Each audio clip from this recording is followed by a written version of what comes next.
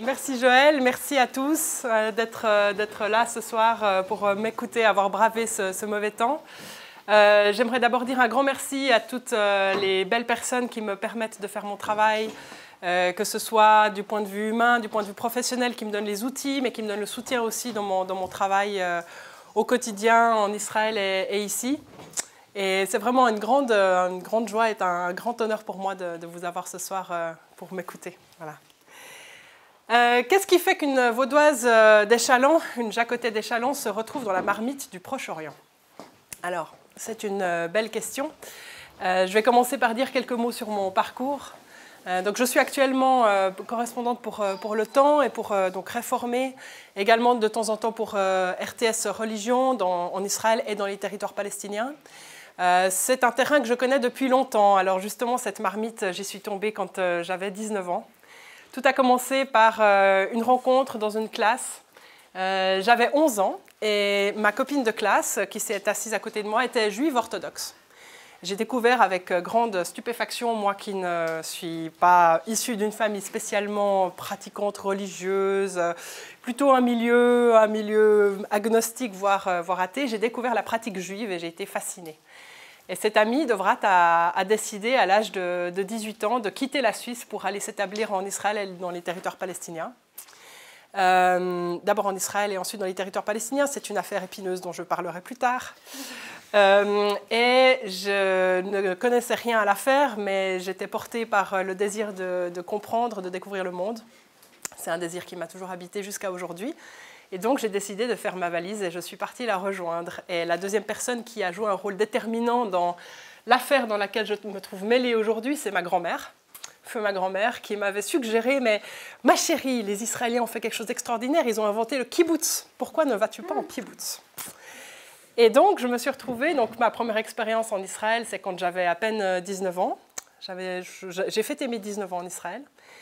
J'en ai bientôt 34, donc ça fait bientôt 15 ans que je navigue comme ça d'un monde à l'autre. Et j'ai passé 3 semaines dans une école juive religieuse pour filles à Jérusalem.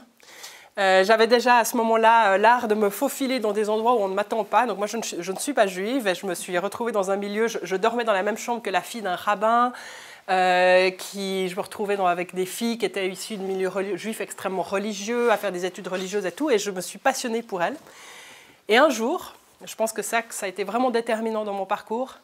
Il y avait un grand débat dans cette école sur les Arabes. Alors tout le monde me disait, mais ne va pas chez les Arabes sont dangereux. Alors moi, dès qu'on me dit quelque chose est dangereux, en général, je vais regarder.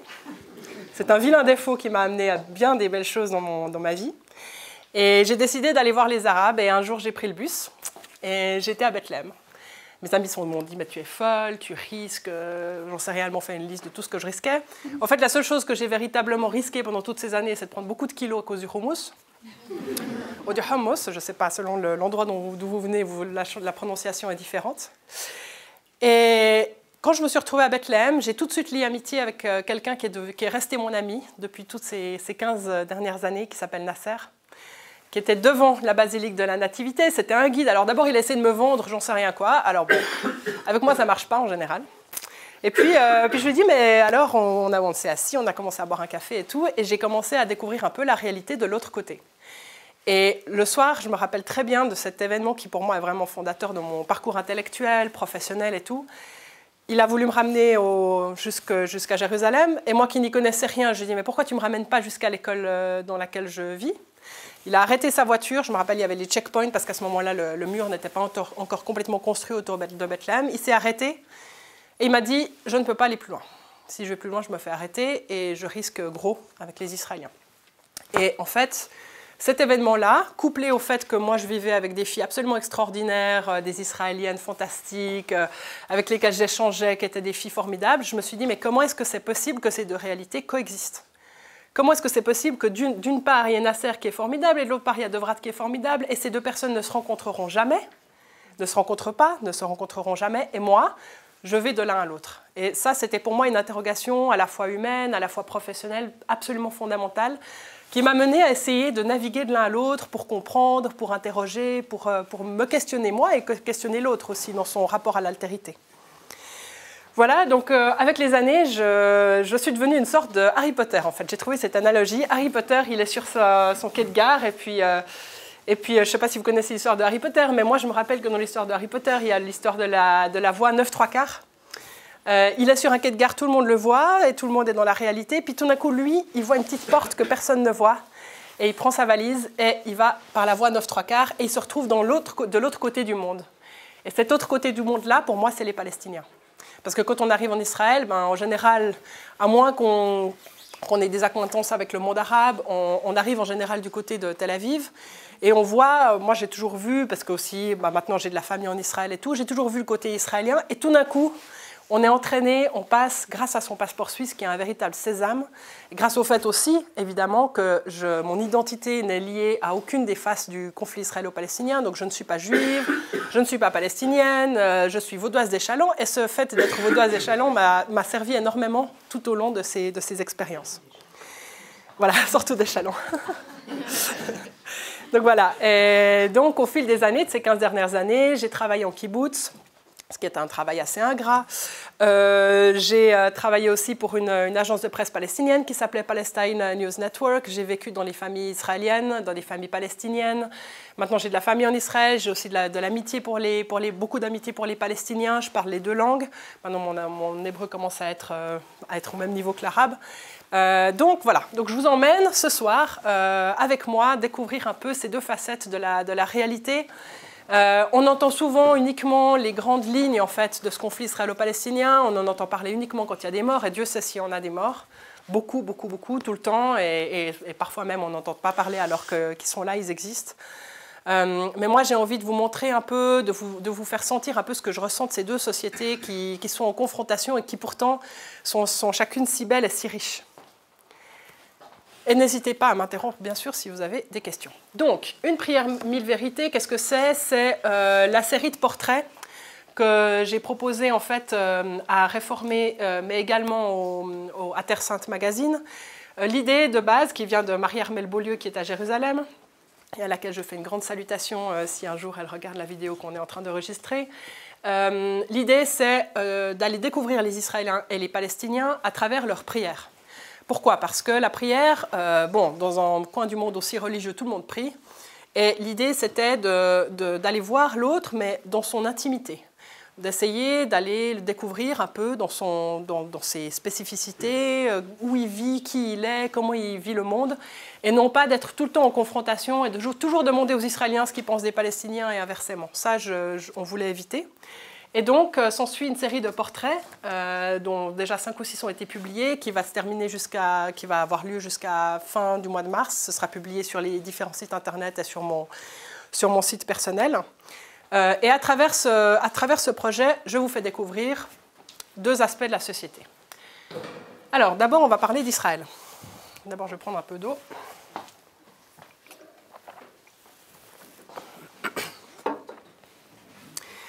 Alors, les Israéliens, qui sont-ils? Alors, ce qui est intéressant, c'est que c'est une société... Enfin, les Israéliens sont à la fois sous- et surexposés. Je dis surexposés parce que on entend beaucoup parler d'eux pour les questions d'occupation. Enfin, en général, on entend parler d'eux en négatif parce que malheureusement, il y a un conflit et qu'il y a beaucoup de tenants et d'aboutissants à ce conflit qui sont très compliqués. Mais moi qui vis en Israël, j'ai un peu envie de vous raconter ce que je ressens. Alors, en fait, ce qui définit principalement, j'ai l'impression, ce qui définit beaucoup la société israélienne, c'est ce qu'ils appellent en hébreu le lachat. Le lachat, c'est la pression. C'est une pression qui s'exprime de 3 manières. Il y a une pression politique, une pression démographique et une pression économique. Alors, qu'est-ce que c'est que la pression politique? J'appelais ça pression politique parce que c'est un terme un peu large. C'est ce sentiment un peu permanent chez les Israéliens d'urgence, parce qu'ils ont le sentiment que la société qu'ils ont construite, l'État qu'ils ont construit, un jour pourrait disparaître. Lors des célébrations des 70 ans de l'État d'Israël, le Premier ministre Netanyahou a fait une allocution, et dans son allocution, il a dit qu'il espérait que cet État connaîtrait un jour sa 100e année. On ne peut pas imaginer un chef d'État européen ou américain ou n'importe parler de cette manière de son pays. C'est une société sous pression parce que y a plusieurs niveaux à cette pression. Il y a une pression, un sentiment en fait qu'ils sont entourés d'ennemis. Alors je parle de manière tout à fait subjective, hein. Je tiens juste à préciser, je parle de ce que je ressens de la société israélienne, mais ce ne serait pas forcément mon sentiment à moi. Mais eux, c'est comme ça qu'ils perçoivent le monde et qu'ils perçoivent leur environnement. Il y a un sentiment de stress parce qu'ils ont l'impression que voilà, le monde arabe les déteste et que n'importe quelle occasion sera bonne pour les mettre à l'eau. Je me rappelle d'une anecdote. On était au bord de la plage avec quelqu'un de la famille et puis on se promène, il fait beau, il y a du soleil. Et tout d'un coup, il s'arrête, il me regarde puis il me dit « Tu vois Aline, on n'a mis que 10 minutes pour arriver à la plage. Il leur faudra pas beaucoup de temps pour nous mettre à la mer. » Et ça m'a beaucoup frappée parce qu'on était dans un contexte parfaitement détendu, mais il y a toujours ce sentiment que quelque chose pourrait arriver, en fait. Ce sentiment-là, il est entretenu par un deuxième aspect, c'est l'aspect de l'histoire longue. Tout le calendrier juif est bourré de fêtes dans lesquelles on se rappelle de comment on a réussi à échapper à un massacre. Il y a quelques fêtes qui sont exemptées de ce lourd fardeau, mais en général, on se souvient assez régulièrement que quelqu'un a voulu nous persécuter, nous massacrer, etc., et qu'on a réussi à échapper à ce stress, à cet anéantissement. Et puis, il y a un troisième facteur que je crois qu'on sous-estime, parce que pour nous, c'est de l'histoire ancienne, mais pour eux, c'est de l'histoire encore très présente. C'est le fait que beaucoup d'Israéliens ont de la famille ou eux-mêmes, peut-être pas, il y a beaucoup d'années qui se sont passées, mais ils ont quasi tous de la famille du côté, en tout cas ashkénaze, qui a disparu, qui a failli disparaître dans les camps de concentration. Et ça, c'est un sentiment, c'est une vision du monde, en fait, le fait d'être enfant, d'être fils ou petit-fils de survivants, qui vous donne un sentiment de stress énorme. Évidemment, du côté des Juifs qui viennent du monde arabe, il y a aussi le sentiment de dépossession qui est survenu après l'explosion en fait, des pays arabes dans les années 50-60. Et donc, pour vous raconter une histoire, l'autre jour, l'autre jour, c'était il y a longtemps, mais heureusement, ces beaux jours vont revenir. J'étais dans la piscine du Weizmann, parce que oui, il y a des moments où on a envie de se détendre, et il se trouve que je vis à côté d'un campus extraordinaire avec une piscine magnifique. Et j'étais en train de nager dans cette piscine et puis un vieux monsieur qui me voit parler français s'approche de moi et puis il me dit, je ne sais pas pourquoi il m'adresse la parole en allemand, il me dit « Sprechen Sie Deutsch ?» Je dis « Oui ». Puis je dis « Mais vous, comment vous parlez allemand ?» Il me dit « J'ai appris l'allemand avec ma femme, elle est rescapée des camps de Bergen-Belsen. » Et cette dame était extrêmement âgée et je la vois en train de nager dans sa piscine du Weizmann. Et tout d'un coup, je me dis, pour ces gens-là, que représente l'État d'Israël ?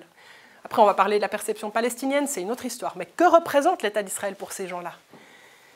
Vous imaginez cette femme qui est rescapée des camps de Bergen-Belsen et qui passe sa retraite dans la piscine du Weizmann. Et ça veut dire quoi? Ça veut dire qu'en fait, elle a fait toute sa carrière de professeur, parce que c'était des professeurs, en l'occurrence professeurs tous les deux de biologie, parce qu'évidemment, vous êtes au Weizmann, si vous n'avez pas un doctorat, vous vous en sentez vite très seul.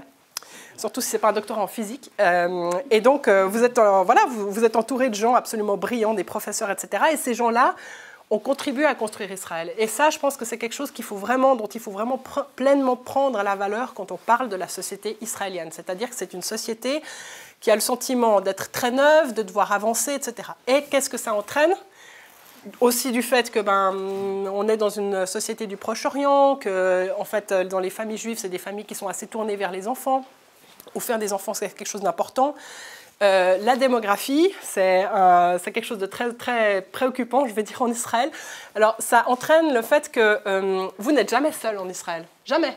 Vous devez aller au milieu du désert pour avoir la chance d'être tranquille ou même aller aux toilettes. Bon, je ne sais pas si vous avez une petite fille de 2 ans qui frappe à la porte, vous n'êtes jamais seul non plus. Les Israéliens font beaucoup d'enfants. 3 à 4 enfants par famille. Le taux de natalité est de 3,1. Donc, nous, en Suisse, on est autour de 1,3, 1,4, me semble-t-il. Donc, des familles qui ont 3 ou 4 enfants, ce n'est pas du tout inhabituel. Et les Israéliens sont maintenant 8,8 millions sur un territoire qui est 2 fois plus petit que la Suisse, qui comporte une énorme part de désert. Donc on sent aussi un sentiment de pression, parce qu'il y a une pression. Alors, pourquoi j'ai mis cette photo ? Il y a une pression sur l'immobilier qui est extrêmement importante. La question de l'immobilier, de l'achat d'un appartement, la question de comment on gagne sa vie, de comment on s'en sort en Israël, c'est une question majeure. Oubliez les Palestiniens, je vais être cynique, mais oubliez les Palestiniens. Ce qui intéresse les Israéliens, c'est comment ils vont payer leurs factures. Et c'est un truc tout à fait... C'est pas parce que les Israéliens sont spécialement basiques, mais c'est parce que depuis l'échec des accords d'Oslo, je vais en parler plus tard, ce qui préoccupe vraiment les gens dans cette société qui est devenue ultra-capitaliste, au départ on était dans un modèle socialiste, après il y a une grande transition, l'État est devenu ultra-capitaliste. c'est comment est-ce qu'on va s'en sortir. Le salaire moyen en Israël, il est d'environ 2500 francs suisses par mois. Et si vous comptez, nous par exemple, un exemple, mais nous, notre appartement, on le paye, si on le payait plein prix, on paierait 1500 francs suisses par mois. Donc vous imaginez la pression qu'il y a sur les gens pour essayer de s'en sortir avec un système aussi compétitif. Je vais y arriver. Excusez-moi. Alors, la technique. Voilà. Et puis, il y a une grande pression économique. La vie est extrêmement chère, comme je le disais. Il y a des fortes inégalités. Donc, la société israélienne est plus inégalitaire que la société américaine. Il y a plus d'écart entre les hauts salaires et les bas salaires qu'aux États-Unis. Donc, c'est quelque chose qui... Voilà. En même temps, Israël est une société très, très, très dynamique. C'est une société où on débat beaucoup. Il faut s'y habituer. Hein. Quand vous arrivez en Israël, vous vous dites, mon Dieu, la première impression quand vous avez vécu toute votre vie en Suisse, c'est, mon Dieu, qui sont ces barbares? Je m'excuse, parce que les gens sont extrêmement rentre-dedans. Voilà. Les Israéliens sont très rugueux. Ils sont très comment dire, ils prennent pas de gants avec vous. Très mal éduqués, certes, selon nos critères, mais en même temps, si vous avez besoin de quoi que ce soit, les Israéliens seront toujours les premiers à vous aider. Toujours. Dans n'importe quelle situation. Et en fait, c'est intéressant parce que quand on apprend l'hébreu, on commence à comprendre un peu les subtilités de cette société. Je vous donne un exemple. L'autre jour, j'étais dans le bus. Puis, une vieille dame monte dans le bus, elle doit avoir dans les 80 ans. Et le chauffeur de bus lui dit un truc avec un ton genre... Je dis, la pauvre. On dit, on ne comprend pas l'hébreu. On se dit, elle se fait engueuler, la pauvre. Qu'est-ce qu'elle a fait? Et en fait, qu'est-ce qu'il était en train de lui dire? Il était en train de lui dire en hébreu, il lui disait... Tu es une reine et la place des reines, c'est assise. Donc ne reste pas debout, tu vas tomber. Et c'était ça qu'il était en train de lui dire. Et donc mais il le dit sur un ton, où vous avez l'impression... Voilà, c'est ça en permanence Israël en fait. Les gens vous parlent mal, vous avez l'impression, puis en fait, ils veulent vous aider. Et donc il faut toujours passer le premier contact qui est toujours un peu rugueux avec les Israéliens. La deuxième chose, c'est que les Israéliens, ils adorent débattre. Alors on dit 2 juifs, 3 opinions, mais alors là en Israël c'est excessif. Je me rappelle, j'étais en train d'écrire un article sur Benny Gantz. Donc Benny Gantz est le concurrent principal, s'il peut y avoir un concurrent à Benjamin Netanyahou, le Premier ministre. Et puis j'écris mon article, puis je prends l'ascenseur pour aller chercher mon courrier, et j'entends, j'habite au 19e étage, donc j'entends en fait mes voisins qui montaient avec l'ascenseur comme ça, et ils parlaient, j'entre dans l'ascenseur. Et puis ils se tournent tous vers moi, puis ils me disent en hébreu, puis tu penses quoi de Benny Gantz? J'ai dit, ben rien. Puis il y a une dame, elle me regarde d'un air furieux, puis elle me dit, comment ça tu penses rien de Benny Gantz? C'est pas possible, tu avais forcément une opinion. Donc les Israéliens adorent les opinions, ils adorent débattre et tout, et le nombre de fois le bus ne démarre pas parce que le chauffeur de bus est en train d'essayer d'expliquer à un des passagers pourquoi est-ce qu'il faut voter à Baït Yehoudi ou j'en sais rien. Voilà, donc c'est une société qui est à la fois extrêmement intéressante et qui est pleine de défis pour quelqu'un qui vient d'un pays beaucoup plus tranquille. Qu'est-ce qui se passe aujourd'hui en Israël? Israël, c'est aussi un pays dans lequel la droite et les religieux sont en progression. Alors, il y a plusieurs... donc je vais d'abord vous expliquer un peu... Ça, c'est la composition de la dernière Knesset, le Parlement israélien. Vous voyez qu'en fait... il y a quand même un nombre de sièges du côté, ça c'est la droite, ça c'est la bonne droite. Vous allez bientôt pouvoir ajouter un parti sympathique qui s'appelle Otzmat Yehudit, donc la force juive, qui sera à l'extrême droite, hein, parce que en fait Benjamin Netanyahou, donc Israël est une société qui est en train de devenir de plus en plus à droite, comme la plupart des pays européens, mais avec un mélange entre religion et parti politique de droite qui fait un mélange assez particulier dans ce pays. Et en fait, donc la société israélienne est toujours plus à droite, aussi parce qu'il y a eu, il y a plusieurs facteurs à ça. Il y a eu l'échec des accords d'Oslo, il y a eu la deuxième intifada où il y a eu énormément de morts, donc ça a complètement refroidi en fait les Palestiniens, les Israéliens vis-à-vis d'un quelconque accord de paix envers les Palestiniens. Et puis il y a la démographie, comme j'en parlais. Donc il y a une forte progression en fait de la population, mais surtout du camp en fait ultra-orthodoxe et religieux sioniste. Alors, Israël est une société fragmentée.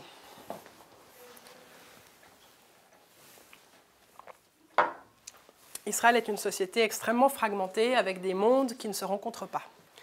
Moi, ça me fascine toujours, en fait, puisque je vis dans un milieu, clairement, l'Institut Weizmann. Donc, l'Institut Weizmann, c'est un institut pour la recherche en sciences, qui est d'extrêmement bon niveau. Mon mari a eu la chance et la persévérance d'y entrer. Et donc, on fréquente, franchement, on ne fréquente que des intellos de gauche.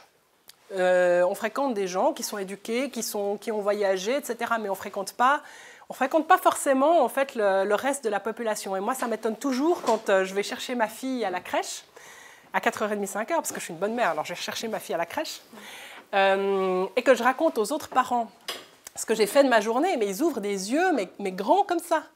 Alors ils me disent, mais aujourd'hui, tu as fait quoi? J'ai dit, aujourd'hui, j'étais à Hébron. Je dis, quoi? Tu as été à Hébron? Tu as fait quoi à Hébron? Alors après, je vous raconterai ce que j'ai fait à Hébron. Ou un autre jour, ils me disent, mais tu as fait quoi aujourd'hui? J'ai dit, j'étais voir les ultra-orthodoxes. Mais il me dit, mais tu as été voir qui? Mais tu as été voir des fous. Alors, c'est fou parce qu'en fait, chaque fragment de la société, en fait, considère que l'autre est un fou. C'est-à-dire, les sionistes laïcs considéreront que les ultra-orthodoxes sont des fous et inversement. Alors, je vous explique juste cette fragmentation, comment elle se découpe. Ma magnifique trouvaille. Si vous mettez, en fait, en perspective le judaïsme et le sionisme, okay, qui sont deux forces qui sont fondamentales dans la société israélienne.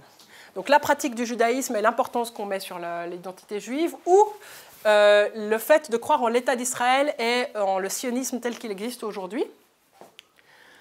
Vous avez quatre... la société israélienne se fragmente en quatre. Okay, et donc vous avez d'abord un énorme antagonisme entre deux types de populations qui sont les sionistes laïcs et les ultra-orthodoxes. Qui sont les sionistes laïcs? Les sionistes laïcs sont des juifs israéliens qui considèrent que le judaïsme est important, ils font les fêtes, ils sont traditionnels, etc. Mais pour eux, ce qui compte beaucoup, c'est l'État d'Israël. C'est le fait de faire l'armée, c'est le fait de participer à l'État, c'est le fait que que l'État est perçu comme une manière de préserver la continuité du peuple juif. Et donc, ils sont en totale opposition avec les ultra-orthodoxes. Les ultra-orthodoxes étant une population, un fragment de la société israélienne, qui est extrêmement pratiquant, qui met tout l'accent sur la préservation de l'identité juive et qui estime en fait que l'État d'Israël n'amène pas forcément... c'est quelque chose de bien parce que c'est un cadre dans lequel on peut exprimer son judaïsme, mais ça ne fait pas... En fait, l'État d'Israël n'a pas une valeur religieuse. Et au départ, ces ultra-orthodoxes étaient extrêmement opposés aux sionistes laïcs. Donc David Ben Gurion, qui est le fondateur de l'État d'Israël, était un sioniste laïque plus que laïque, c'était un athée, pur et dur. Et il a dû trouver un accord avec les ultra-orthodoxes en 1948 pour tenter de les rallier à sa cause. Parce que les ultra-orthodoxes n'étaient pas d'accord avec la fondation de l'État d'Israël. Donc ça, c'est un peu un scoop quand je parle à des gens qui ne connaissent pas bien. Probablement, ce n'est pas votre cas, mais les ultra-orthodoxes se sont beaucoup opposés à l'État d'Israël et il a fallu plusieurs aménagements pour qu'ils acceptent en fait, cet État et puis qu'ils trouvent leur espace à l'intérieur. Je vais expliquer plus tard plus en détail. Il y a deux autres populations qui s'opposent complètement. C'est les religieux et les traditionnalistes sionistes versus les arabes israéliens. Donc, moi j'appelle ça en français arabes israéliens, mais quand je parle aux arabes israéliens, en fait, il y a plusieurs termes pour les désigner. C'est palestiniens de 1948 ou palestiniens israéliens. Enfin, c'est une thématique, une désignation que je ne maîtrise pas encore trop parce qu'il faut vraiment que je comprenne en fait, comment ces gens veulent être appelés. Mais en tout cas, c'est des Palestiniens en fait, qui, au moment de la création de l'État d'Israël en 1948, étaient dans des zones qui sont devenues Israël en fait, avec l'accord de partition de l'ONU, et qui ont reçu la nationalité israélienne. Et ces gens-là, en fait, si vous voyez mon antagonisme, la sionisme, judaïsme, ils sont à l'extrême inverse. Parce que pour ces gens-là, en fait, le judaïsme ou le sionisme, enfin, le sionisme, ils se sont adaptés, puis le judaïsme, ils se sont adaptés. Non, le sionisme, ils se sont adaptés, le judaïsme ne leur dit rien, puisque c'est des musulmans ou des chrétiens, ou des druzes, ou d'autres confessions. Et puis, ces gens-là s'opposent complètement aux religieux et traditionnalistes sionistes, qui pour eux, en fait, ce qui est important, c'est à la fois le judaïsme et à la fois le sionisme. C'est les deux. Donc, c'est assez intéressant de... Vous avez des questions ? Ça joue ? Okay. Je vais peut-être trop vite, j'en sais rien. Donc, c'est intéressant, en fait, de voir cette composition de la société israélienne et de voir que, en fait, c'est des mondes qui ne se rencontrent pas. Alors, qu'est-ce qu'il fait les tenir ensemble ? Bon, je vais citer Shlomo Sand. Tout le monde n'apprécie pas dans la salle Shlomo Sand, dont ma belle-mère. Mais je trouve intéressant, puisque Shlomo Sand, qui est un historien israélien, on appelle cette vague les nouveaux historiens israéliens, en fait, puisqu'ils ont remis en question l'histoire de l'État d'Israël et du sionisme tel qu'il était enseigné jusque dans les années 80. Shlomo Sand a dit ce qui tient une nation ensemble, c'est une erreur commune sur leurs ancêtres et une haine commune pour leurs voisins. Et je trouve ça assez intéressant dans le cas d'Israël. Voilà. Je vous laisse apprécier la citation.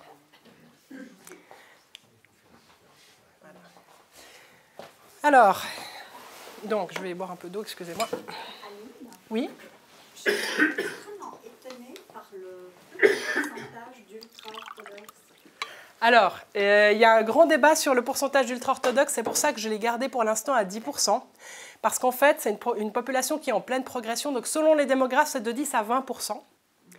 Arabe israélien, c'est 20%. Et alors la proportion de la population israélienne qui est probablement en diminution, c'est les sionistes laïcs.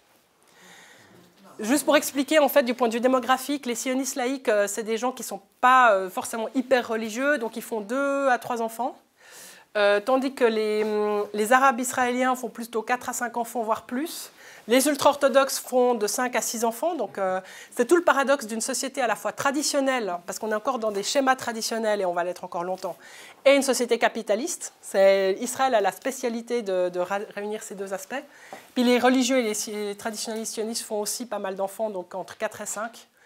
Donc voilà, donc en effet, le chiffre que j'ai mentionné là, c'est en fait un minima, mais on est entre 10 et 20%. Je ne veux pas trop m'avancer. On ne voit que là-bas. Hein? Quand on est là-bas, on ne voit que. Ça dépend où vous allez. Si vous allez à la Gay Pride, vous ne les verrez pas.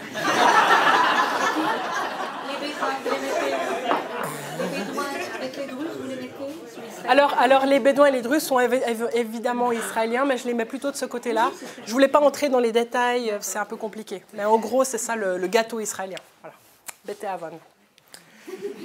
Alors, donc, à la rencontre des Israéliens. Donc moi, les Israéliens, je les rencontre depuis longtemps, puisque ça fait depuis que j'ai 18-19 ans que je me promène dans ce pays, que j'essaie d'écouter les gens, que j'essaie d'aller partout, et voilà. Et en fait, pour ce projet, une prière mille vérités, j'ai rencontré 3 personnes dont je vais vous parler plus en détail ce soir.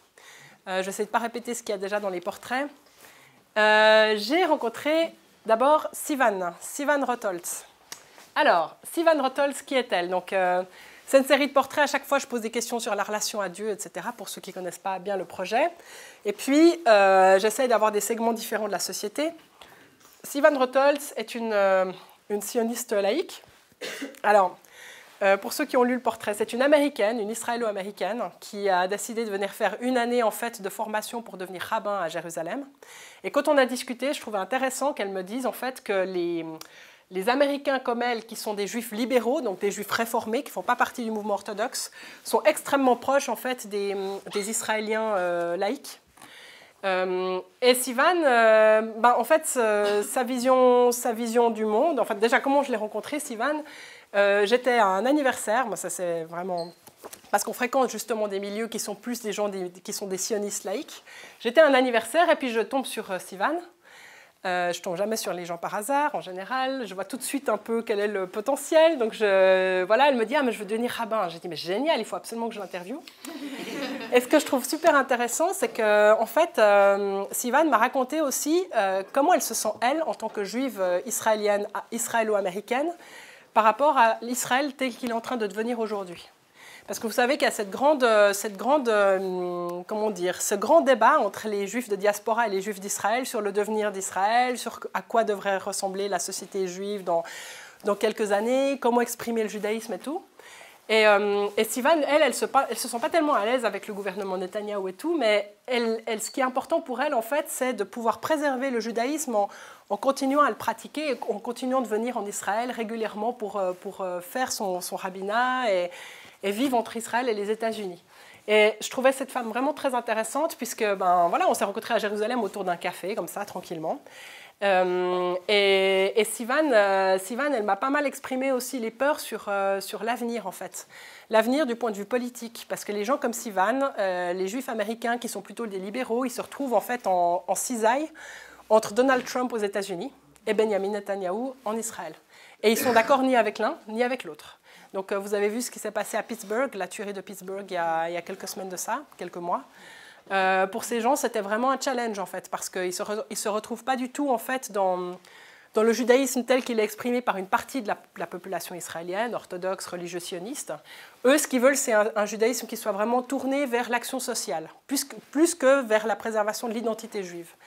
Donc c'est intéressant parce que c'est une autre manière d'appréhender le judaïsme en fait, qui fait toute la richesse de ce pays d'Israël. Donc Sivan, je l'ai rencontré à Jérusalem, et puis vers Jérusalem, j'ai rencontré une autre femme qui n'a absolument rien à voir avec Sivan, donc c'était vraiment passionnant, c'était 2 jours d'intervalle. Le lundi, je rencontrais Sivan, et le mardi, j'ai rencontré Vérédith. Et alors, qui est Vérédith ? Vérédith, c'est vraiment un autre monde. Cette femme est une femme ultra-orthodoxe, elle est avocate, spécialisée dans les droits des femmes juives qui souhaitent divorcer, parce que dans le judaïsme orthodoxe, c'est l'homme qui doit donner le get, qui doit donner l'acte de divorce. La femme ne peut pas l'obtenir comme ça. Et elle est spécialisée en fait dans la défense des femmes devant les tribunaux rabbiniques chez les ultra-orthodoxes. Donc elle a un parcours tout à fait passionnant, cette femme. Alors, comment est-ce que je suis tombée dessus ?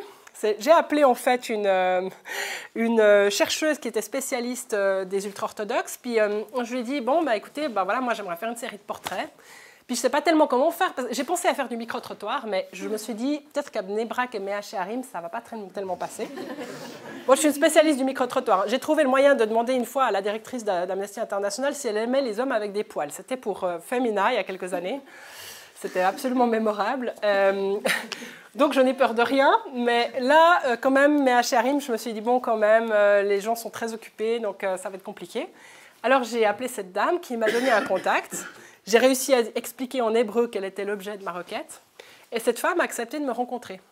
Alors, c'est juste l'occasion de vous dire que parfois, être une femme, c'est un grand avantage. Je dois dire que je pense que dans l'exercice de mon métier, dans ce contexte-là, le fait d'être une femme m'a ouvert beaucoup de portes. Parce que quand vous êtes une femme, les gens, certainement à tort, se méfient moins de vous. Ils pensent que vous êtes innocente. Donc, vous allez leur poser des questions. En fait, on préjuge moins d'un homme que d'une femme que d'un homme, qu'il pourrait recourir à des actes de violence ou qu'il pourrait, je ne sais pas, provoquer des problèmes. Et donc, le contact est plus facile. Et même avec les hommes, le contact est plus facile. Même s'ils ne vous regardent pas, parce que les ultra-orthodoxes, quand ils s'adressent à une femme, certains ultra-orthodoxes regardent le trottoir pour éviter de vous regarder dans les yeux. Donc voilà, Vérédith accepte de me rencontrer. Alors je vais chez elle. Et alors où habite Vérédith ? J'ai découvert ensuite, parce que je ne connais pas toujours la géographie à l'avance, elle habite à Beitar Illit, qui est une colonie. Une colonie à l'intérieur de la Cisjordanie. Donc j'ai pris ma voiture pour aller jusque chez elle. Donc il faut savoir quand vous vous déplacez, en fait, en général, quand c'est des colonies israéliennes, vous pouvez y aller sans problème parce que c'est des routes qui sont réservées aux Israéliens.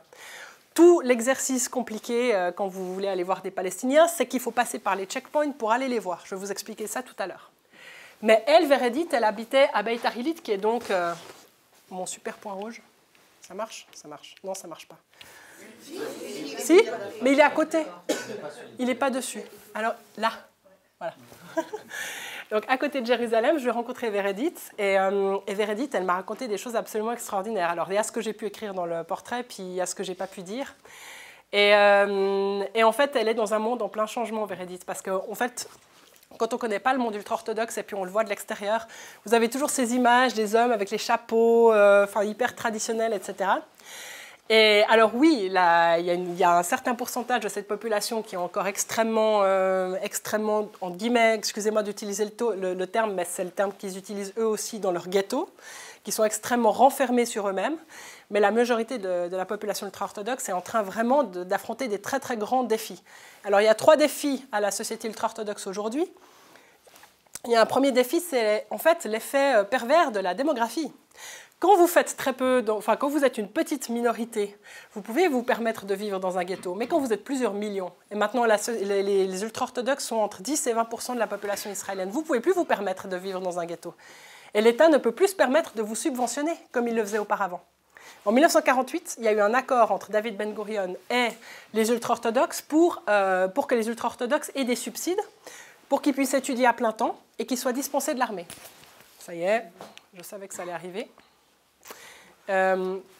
Et en fait, cet accord en 2003, il est tombé au moins en partie parce que l'État ne peut plus subventionner un nombre de familles aussi importantes et que les ultra-orthodoxes ont été intégrés, au moins en partie dans certains cas, dans des unités en fait, de l'armée israélienne pour qu'ils aillent combattre. Parce que vous ne pouvez pas vous permettre, quand vous êtes un pays aussi petit et que vous avez à ce point aussi l'angoisse et que vous avez certaines menaces qui sont des menaces objectives et d'autres qui sont des angoisses que vous devez apprendre à gérer, vous ne pouvez pas vous permettre que 15 ou 20% de la population ne combattent pas alors qu'ils font partie de l'État. Donc il y a tout un débat autour de l'intégration. Puis il y a un troisième aspect, en fait, c'est la question de la technologie. Les ultra-orthodoxes aussi pouvaient se permettre de vivre vraiment reclus sur eux-mêmes il y a quelques années, mais maintenant il y a le smartphone. Il y a le smartphone, c'est le sujet de toutes les tentations. Alors est-ce que vous savez ce que c'est qu'un téléphone portable cachère? Ça existe. Téléphone portable cachère. Un téléphone portable cachère est un téléphone qui s'éteint automatiquement le Shabbat, non je rigole, est un téléphone où vous ne pouvez pas envoyer de SMS et de textos. Parce que les SMS et textos sont considérés comme un terrain qui pourrait être favorable au flirt. Enfin, tous ceux qui sont adeptes à Tinder, on n'a pas besoin de leur faire un dessin. Et donc, le téléphone cachère, c'est un téléphone, il n'y a pas Internet, vous pouvez uniquement téléphoner. Et l'ordinateur, c'est la même chose. Vous avez des ordinateurs cachères où il y a uniquement certains sites qui sont accessibles et pas d'autres. Supervisés par le rabbinat. Donc, c'est vraiment un monde hyper intéressant. Et je trouvais intéressant Vérédith parce qu'en fait... à chaque fois que je vais rencontrer quelqu'un, ça interroge aussi mon regard en fait, sur ces personnes. Et Vérédith, elle interrogeait mon regard. Moi, j'ai toujours... Enfin, on se rend compte quand on fait ce métier qu'on a un certain nombre d'a priori. Puis en fait, le jeu, c'est d'essayer d'aller toujours plus loin et d'essayer d'abattre un peu ses propres a priori. Et quand on voit une femme ultra-orthodoxe, on se dit la pauvre, elle a 8 enfants, elle croule sous le boulot. Enfin, je veux dire, on en fait une image un peu, des fois un peu misérabiliste. Mais en fait, elle était avocate. Et vous avez beaucoup de gens, en fait, comme ça, qui croisent la modernité et les traditions de manière tout à fait inventive et qui va bien au-delà de ce que vous pouvez imaginer au départ quand vous ne les avez pas rencontrés. Donc ça, c'est Vérédith. Et puis, oui. Les femmes ultra-orthodoxes peuvent faire n'importe quel métier ? Alors, il y a quand même certains métiers qui leur sont interdits, mais ce qui est intéressant... Qu'est-ce qui se passe? D'accord. Ah, d'accord. Je suis sûre qu'on pensait à la même chose. Il y a certains métiers qu'elles ne peuvent pas faire, mais ce qui est intéressant, c'est que la baisse des subsides de l'État d'Israël en 2003 a poussé les femmes à aller dans des jobs qu'auparavant, elles n'auraient pas pris. Parce qu'en fait, quand tu as un subside très généreux pour la famille, tu peux te permettre de faire 6 enfants puis d'avoir un petit job d'institutrice, par exemple, qui est un métier tout à fait bien vu en fait, dans les milieux religieux, être institutrice pour les enfants. Par contre, quand tu as la moitié qui tombe parce que l'État d'Israël ne te subventionne plus, alors là, tu ne penses pas seulement à ton métier en termes de respectabilité, tu penses à ton métier en termes de gains économiques. Et alors aujourd'hui, vous avez des femmes, les start-up israéliennes sont en train d'inventer des espaces complets en fait, pour les femmes ultra-orthodoxes, pour avoir en fait une nourriture qui est strictement cachère, parce que chez les ultra-orthodoxes, c'est pas seulement qu'on mange cachère. Manger cachère, c'est séparer le lait et la viande, c'est respecter un certain nombre de prescriptions, mais les ultra-orthodoxes, c'est vraiment poussé jusqu'au bout. Donc en fait, il faut vraiment créer des conditions de travail, et ces start-up israéliennes qui ont besoin de main-d'œuvre, par exemple, engagent des femmes qui sont ingénieures. Maintenant, elles sont ingénieures, elles sont avocates. Donc, il y a un effet, en fait, entre guillemets, positif à cette coupe des subventions, qui est que la société est en train de se réorganiser. Et puis, bon, en 2003, depuis 2003 jusqu'à maintenant, être pauvre dans une société aussi capitaliste qu'Israël, c'est une torture. Je veux dire... Excusez-moi, oui. C'est évident pour vous, mais bien sûr. Précisez que c'est la femme qui fait vivre la famille, puisque l'homme ne travaille pas. Oui, voilà, excusez-moi, j'ai raté un épisode. Alors, l'épisode précédent, voilà, exactement, c'est qu'en fait, en 1948, il y a les ultra-orthodoxes en fait, ont organisé la société. Ce n'était pas forcément le cas en fait, avant la Shoah, mais en 1948, l'idée, c'était de faire survivre en fait, le judaïsme qui avait été quasi anéanti pendant la Deuxième Guerre mondiale.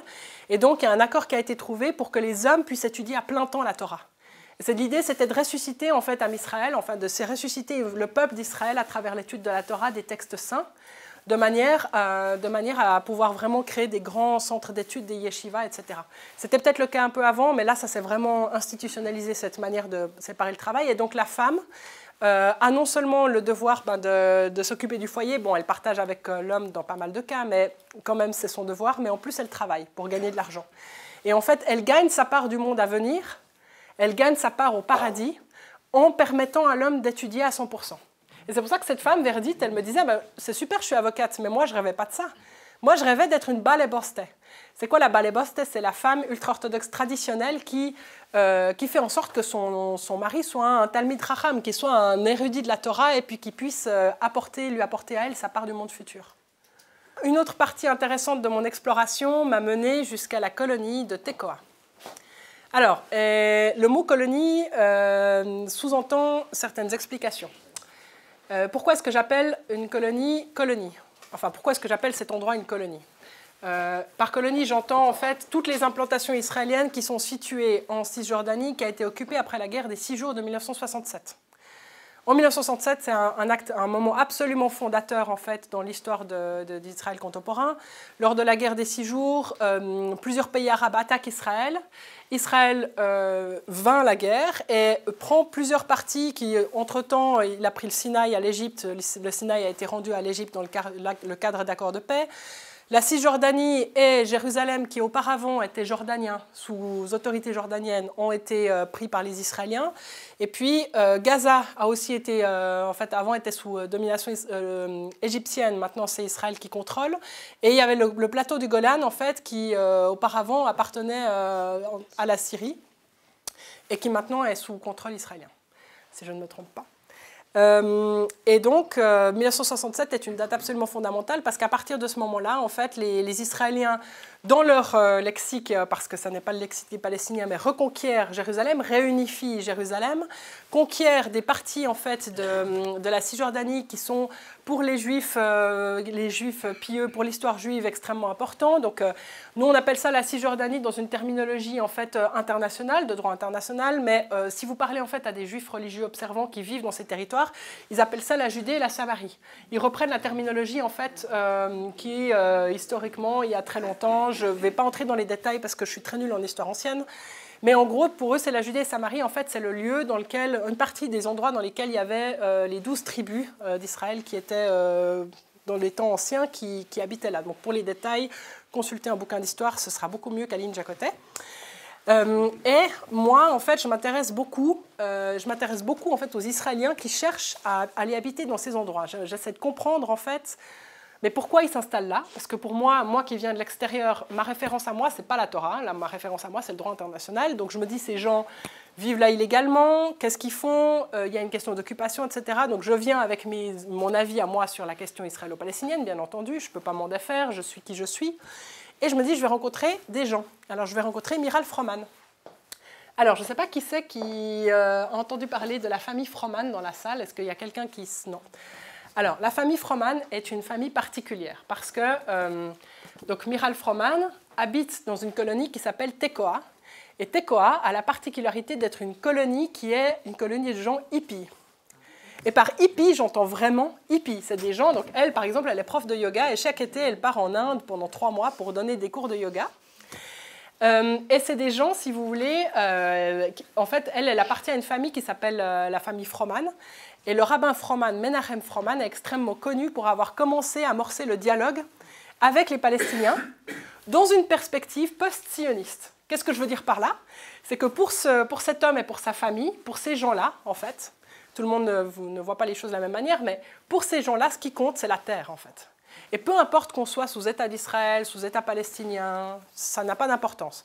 Ce qui compte, en fait, c'est d'être des croyants des 2 confessions, voire des 3 confessions, mais en général, les chrétiens sont un peu en dehors du cadre de ce genre de discussion, et de vivre ensemble, en fait, en tant que croyants sur une terre qui est sainte, en fait, pour les 2 confessions. Alors, Miral Froman, c'est encore une autre histoire, ma rencontre avec Miral. C'est vraiment une femme. Alors là, on voit aussi, bon, c'est des rencontres qui vous challengent un peu en tant que journaliste parce que vous n'êtes pas du tout d'accord politiquement avec ce que fait cette femme. Vous trouvez même que ce qu'elle fait, c'est vraiment très répréhensible, mais en même temps, elle vous accueille et vous découvrez quelqu'un de charmant. de vraiment extrêmement sympathique. Alors qu'est-ce que vous faites avec ça? Vous êtes en pleine dichotomie cognitive, vous ne savez plus quoi faire, dissonance. Et c'est un peu compliqué des fois à gérer. Mais alors voilà, donc j'ai rencontré Miral Froman, j'ai été à Tekoa. Donc comment est-ce qu'on va à Tekoa? C'est une colonie de Cisjordanie. En fait, vu que c'est considéré en fait comme une zone israélienne, en fait, vous prenez un certain temps pour y aller, mais ce n'est pas très compliqué. Vous prenez les routes israéliennes, vous arrivez vers Tekoa, et là, vous découvrez, alors vous pensez que la colonie israélienne, c'est un coin, parce que quand on dit colonie, on pense des gens armés, puis des caravanes, puis des grillages et tout, puis en fait, vous découvrez que c'est un endroit absolument magnifique dans lequel, si ce n'était pas en Cisjordanie, vous adoreriez vivre. Et Miral Froman, elle a une histoire très particulière, puisque non seulement c'est la belle-fille du rabbin qui a commencé le dialogue, mais elle-même, elle a été en fait victime d'une attaque au couteau quand elle était enceinte de son troisième enfant, je crois. L'enfant a survécu, et puis elle a été attaquée au couteau par un jeune Palestinien. Elle lui a pardonné. Elle lui a écrit une lettre en prison pour lui dire qu'elle lui pardonnait. Malheureusement, il n'y a pas eu plus de discussion que ça n'a pas été plus loin. Mais je voulais vous présenter ce personnage ce soir parce que pour moi, il représente un paradoxe fondamental. C'est-à-dire que quand vous dites colon israélien, alors vous dites, il y a plusieurs types de personnes qui vivent dans ces implantations. Vous avez en fait les colons qui sont des colons idéologiques, qui sont dans les petites colonies, parce que plus vous allez loin dans les territoires palestiniens, notamment autour de Tulkarem et Naplouse, le nord de la Cisjordanie, c'est l'endroit dans lequel les gens sont les plus engagés idéologiquement, et plus vous allez loin, et plus vous trouvez des gens qui sont là vraiment pour des raisons idéologiques. Ils veulent le grand Israël, ils considèrent que le mot palestinien dans certaines colonies n'existe pas, même dans le public israélien. C'est un peu compliqué, parce qu'on parle toujours, quand on est en Israël, les Israéliens, même bien intentionnés, vous disent « Ah, mais tu vas chez les Arabes ». Donc il y a une question de terminologie, en fait, qui montre comment on reconnaît le droit de l'autre à être sur cette terre ou pas. Quand on va chez les Palestiniens, ils vous parlent des Israéliens en disant « Al-Yehoud », les Juifs. Donc le problème est réciproque. Et en fait, il y a environ 10 à 13% de la population israélienne qui vit dans les territoires occupés. 10 à 13%. Qu'est-ce que ça veut dire ça, en fait? Ce n'est pas tous des gens qui sont là pour des raisons idéologiques. Il y a un autre problème à ça. Vous vous rappelez la première image que je vous ai montrée par rapport à Israël? Si vous voyez les grandes tours qui se construisent, il y a un problème de prix de l'immobilier. Il y a des tas de gens, en fait, des tas d'Israéliens qui n'ont pas du tout la conscience du fait d'habiter dans les territoires occupés, qui considèrent que, par exemple, des grandes colonies comme Ma'ale Adumim ou bien comme d'autres, en fait, c'est territoire israélien, puisque l'État d'Israël, en fait, a créé en fait, un système de routes et d'infrastructures qui correspond parfaitement à ce qu'il y a en Israël, et le prix de l'immobilier est beaucoup moins élevé qu'en Israël. Donc les gens, en fait, de la classe moyenne qui souhaitent se loger, souvent, ils vont dans ces endroits-là parce qu'ils n'ont pas comme nous, on pourrait avoir de l'extérieur une carte avec la Green Line, avec la séparation, etc. Pour eux, ces endroits, c'est Israël. Et c'est intéressant parce que justement, mon amie dont je parlais tout à l'heure, elle vit à Ma'ale Adumim. Et donc, moi, qu'est-ce que j'ai fait? Il y a un moment, j'ai été prendre ma voiture pour lui rendre visite. Mais c'est vrai que quand j'étais dans la colonie de Ma'ale Adumim, je me suis rendu compte qu'on y est comme on est n'importe où en Israël, en fait. Donc, c'est dans un processus, en fait, c'est un processus que les Palestiniens dénoncent comme un processus de normalisation. En fait, on normalise l'occupation des territoires, puis on fait comme si tout allait bien, puis tout était normal, en créant tout un système et toute une représentation de l'espace qui correspond à ce qui existe en Israël, en fait. Donc voilà, donc ça, c'était les 3 portraits israéliens que je voulais vous montrer. J'aurais beaucoup plus de choses à vous dire sur les Israéliens, bien entendu, mais déjà ça. Est-ce que quelqu'un a des questions? Ah oui. Ça n'a pas changé? Non, alors ça n'a pas... Alors, je ne sais pas si ça a changé avec le temps, mais ce qui est sûr, c'est quand tu veux faire l'ALIA, quand tu es juif, tu veux faire l'ALIA, tu as un certain nombre de privilèges. C'est 10 ans sans payer d'impôts. C'est des cours... Enfin, si tu veux, en fait, l'État d'Israël a tout à fait intérêt à ce que les Juifs viennent vivre en Israël, pour des questions démographiques évidentes. Donc, ces subsides-là et cet argent-là, il est gardé intact, en fait, pour les nouveaux arrivants. Même s'ils rencontrent beaucoup de problèmes à s'intégrer, parce que la société israélienne, c'est pas facile. Je veux dire, quand vous êtes... On a un copain qui a qui a fait son alia, et c'était très compliqué pour lui. Donc, alia, ça veut dire monter en hébreu. Le fait de monter en Israël, ça veut dire, dans le judaïsme, on pense que vivre en Israël... Enfin, dans une certaine certaines versions du judaïsme, on pense que vivre en Israël, c'est quelque chose de particulièrement favorisé. Et en fait, c'était très difficile parce qu'en fait, ici à Lausanne, il était le juif du coin, mais en fait, il y avait quand même un réseau, il y avait une reconnaissance, etc. Et puis, en fait, il vivait quand même une vie assez confortable. Puis tu arrives en Israël, mais tu es juif, mais tout le monde s'en fout. Je veux dire, nous, on a un copain, le parrain. Non, mais c'est vrai, tout le monde est juif. Alors, qu'est-ce qu'on s'en fiche que tu sois juif, tu vois? Qu'est-ce que ça nous fait que tu sois juif? Je veux dire, il y a vraiment, puis les Israéliens, il y a certains jours, il faut quand même les gérer, quoi. Enfin, c'est pas toujours facile, tu vois. Voilà. On a le parrain de ma fille, Noam, qui nous disait Israël est le seul pays au monde où quand on te traite de sale juif, c'est vraiment que tu n'as pas pris une douche. C'est vraiment que... Voilà, voilà. Nous avons beaucoup parlé des Israéliens, nous allons maintenant parler des Palestiniens. Voilà. Les Palestiniens. Alors, les Palestiniens... c'est une pression qui s'exerce de manière beaucoup plus forte que chez les Israéliens, très clairement. Pour quelles raisons? Alors, d'abord, la plupart des Israéliens, enfin les Palestiniens, la plupart des Palestiniens, parce qu'il y a plusieurs types de Palestiniens, je vais vous expliquer, vivent sous occupation israélienne. Et ça, c'est un fait. Ils vivent sous occupation depuis 1967. Que veut dire l'occupation? Donc, je vais vous donner un exemple très concret. En fait, j'ai des amis, je travaille en fait pour une ONG qui s'appelle Peace Watch. Il y a on a beaucoup de collègues palestiniens. Je fais des conférences pour eux. En fait, tous les 3 mois, je vais donner des conférences à des gens qui viennent faire du volontariat pour essayer de faire un peu de peacekeeping et tout. C'est assez compliqué. Mais voilà, il y a des Palestiniens qui travaillent dans cette organisation et en fait, pour être au bureau à 8 h du matin, ils doivent se lever à 5 h. Même s'ils vivent à genre 50 km. Pourquoi? Parce qu'il y a tous les contrôles de l'armée israélienne à passer avant d'arriver à Jérusalem. Et encore, ils ont de la chance parce qu'ils ont le droit d'accéder à Jérusalem. L'occupation israélienne complique. Alors, du point de vue israélien, c'est une nécessité parce que les Palestiniens sont une population hostile, qu'il faut les gérer comme on peut, qu'il y a des très graves problèmes. Par exemple, il y a 3 jours, il y a une jeune femme israélienne de 19 ans qui s'est faite sauvagement massacrer par un Palestinien appartenant au Hamas. Donc, c'est évident qu'il y a des problèmes graves de coexistence. Et les Israéliens considèrent qu'un mur comme celui-ci les protège. Parce qu'il a été érigé, en fait, le mur de séparation a été érigé en 2002-2003, juste après la deuxième intifada, et l'idée c'était d'empêcher les attentats suicides en Israël, parce que les Israéliens étaient traumatisés par les attentats.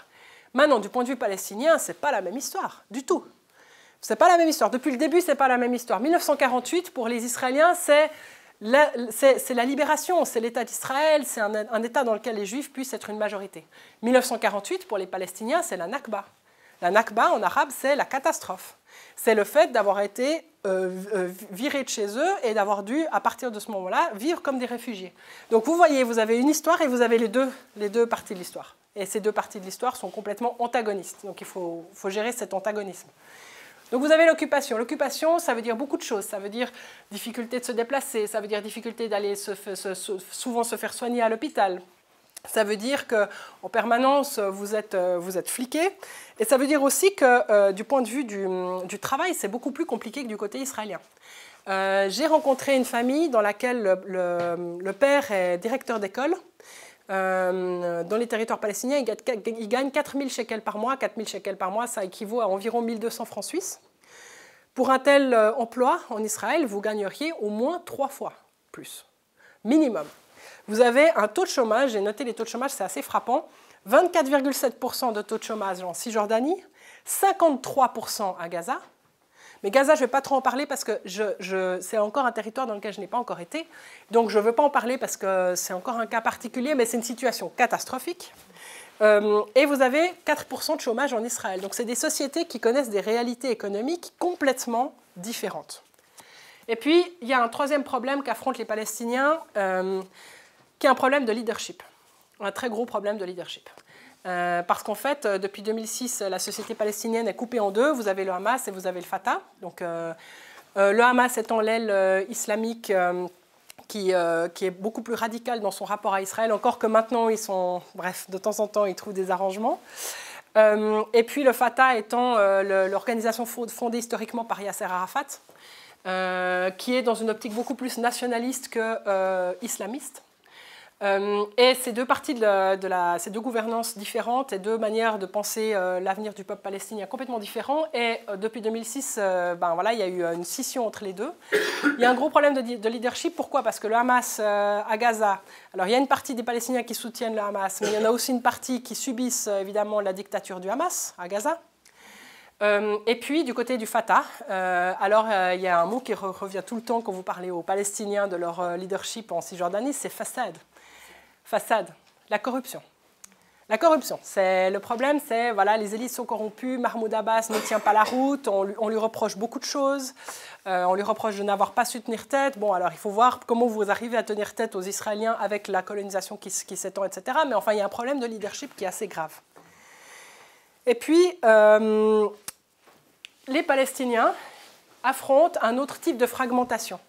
Donc, avant, je vous ai parlé en fait de la fragmentation identitaire israélienne. Maintenant, en fait, du côté palestinien, l'identité est beaucoup plus homogène parce qu'il s'agit à 98% ou 97% de musulmans. Il y a beaucoup de chrétiens qui sont en train de se tirer parce que quand il y en a une partie qui est attachée, mais les conditions de vie ne sont pas très faciles. Il y avait des chrétiens à Gaza, par exemple, mais il n'y en a plus que 800 actuellement. Prochain sujet de reportage. Et en fait, il y en a un certain nombre encore à Bethléem, mais leur vie n'est pas forcément très facile, ni du point... Enfin, en fait, le problème, c'est qu'ils sont palestiniens pour les Israéliens, et puis ils sont chrétiens pour certains Palestiniens, pas pour tous, mais donc ils sont un peu dans une situation assez compliquée. Et alors, ce territoire est complètement fragmenté. Puis ça empêche aussi, ça empêche un véritable mouvement national ou la discussion, etc. Parce que vous imaginez, quelqu'un de Gaza, il ne va jamais pouvoir aller rencontrer quelqu'un de Cisjordanie. C'est des territoires qui sont complètement coupés les uns des autres. Et vous avez 4 types de statuts, en fait, pour les Palestiniens, pour ne pas compliquer les choses. Donc vous avez les Arabes israéliens, donc c'est les Palestiniens qui ont la nationalité israélienne, que je ne sais pas encore trop comment il faut appeler. Qui habitent en Israël. Oui. Qui habitent en Israël, c'est 20% de la population.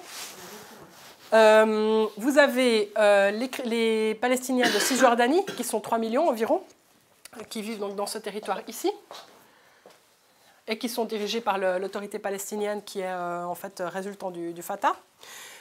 Vous avez les Palestiniens de Jérusalem-Est.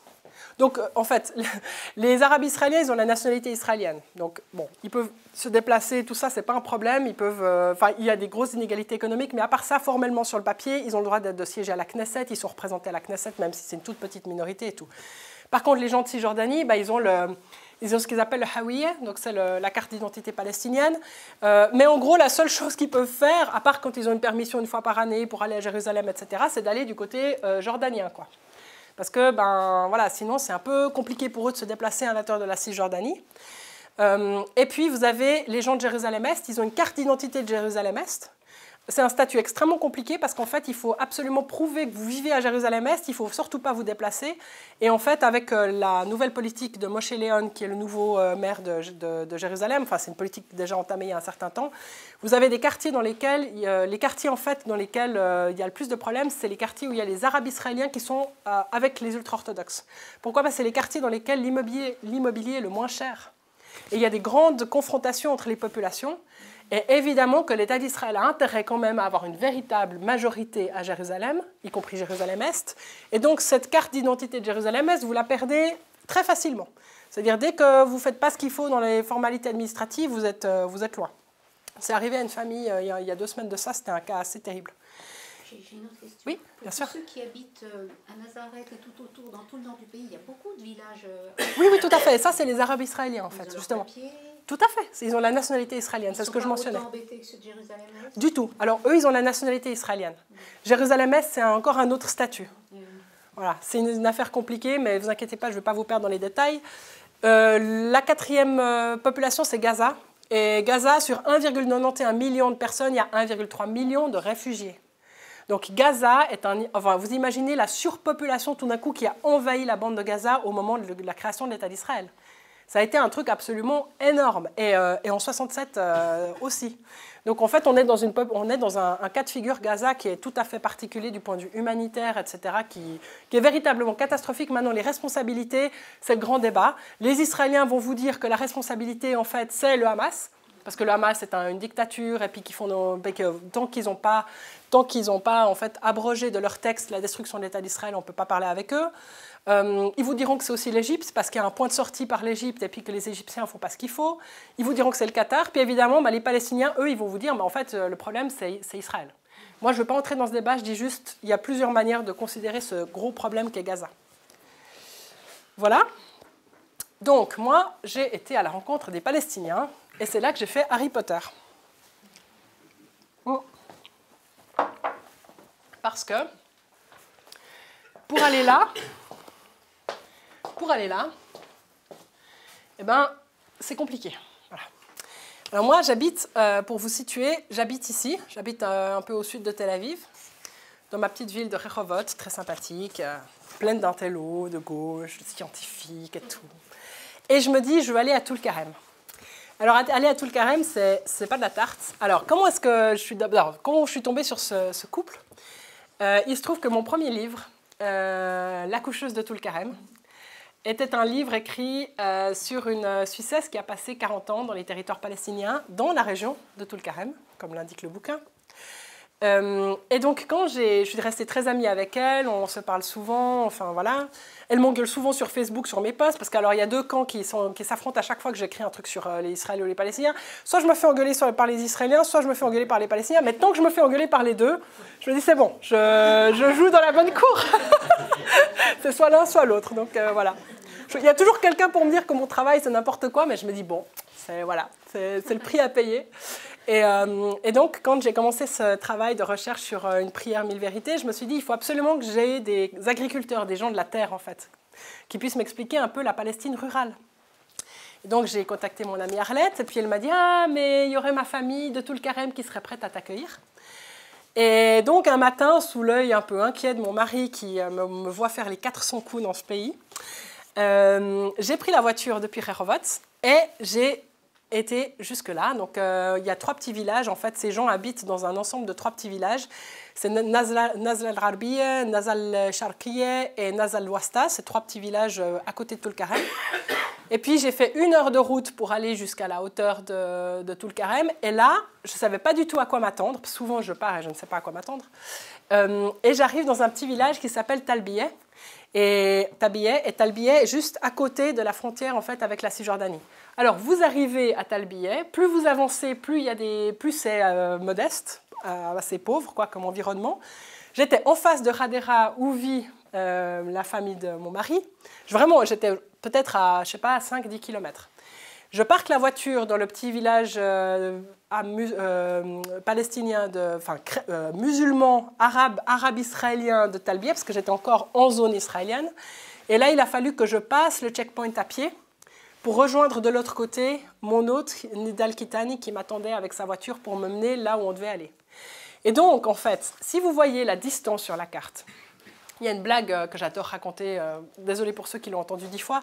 Shlomo arrive en Israël et puis son cousin David l'accueille à l'aéroport. Puis David lui dit bah alors, tu veux faire quoi demain? Puis Shlomo il lui dit bah, je veux visiter Israël. Puis David lui dit puis l'après-midi, tu veux faire quoi? Israël est tout petit. Hein. Mais alors, pour aller jusqu'à Nazl al-Sharqiyya, c'était vraiment une galère pas possible. Donc 1 heure de route pour arriver jusque-là. Ensuite, il a fallu passer le checkpoint, ce qui n'était pas facile parce qu'il faut montrer que passeport, machin aux Israéliens. Ensuite, vous arrivez dans Toul-Karem, et là, je vous assure que vous êtes dans un autre monde. C'est-à-dire vous êtes de l'autre côté de la barrière, vous êtes dans un autre monde. Les routes sont 10 fois plus défoncées que du côté israélien. Les côtés israéliens, les routes sont nickel. Vous pouvez passer, si vous voulez aller, je vous donne un exemple, vous voulez aller depuis Bethléem jusqu'à Jenin, vous mettez 4 heures. 4 heures. Si vous voulez aller depuis, je ne sais pas moi, là je pense que c'est le Ashdod, jusqu'à Hadera, vous mettez 1 heure et demie. Donc ça n'a rien à voir, la qualité des routes n'a rien à voir parce que les infrastructures sont beaucoup plus pauvres. Vous êtes vraiment du côté palestinien, donc il n'y a plus d'Israéliens, vous êtes vraiment chez les Palestiniens. Et moi, ça m'a énormément intéressé de faire cette expérience parce que j'avais absolument envie d'aller manger le makloubeh, Pour qui connaît le makloub, c'est absolument fantastique, ce plat magnifique, avec du riz, avec de l'agneau. Enfin, moi, j'adore manger, donc j'étais très contente. Et ces gens, donc, il arrive, il m'amène et tout. Il ne parlait pas un mot d'anglais, donc heureusement que j'ai appris l'arabe. Et on arrive, en fait, dans sa famille, voilà, qui m'accueille avec sa femme. Donc là encore, on a des préjugés. Mais cette dame, qui s'appelle Afaf, elle est mathématicienne, elle a un doctorat en mathématiques. Donc c'est assez intéressant de voir, tout d'un coup, vous tombez sur des gens qui vous disent « Ah, mais en fait, il a un doctorat en maths » ou vous voyez, je sais pas, c'est sûr. Bon, surtout que moi, doctorat en mathématiques, c'est quelque chose qui m'échappe complètement, mais bon. Voilà, alors j'arrive chez Nidal et Afaf. Donc Nidal, il est proviseur d'une école, et puis Afaf, elle a un petit magasin. Et je m'attendais, pendant l'interview, en fait, je m'attendais à être en face à face avec ces gens et tout. Genre, il y avait la moitié du village qui m'attendait, quoi. La moitié du village.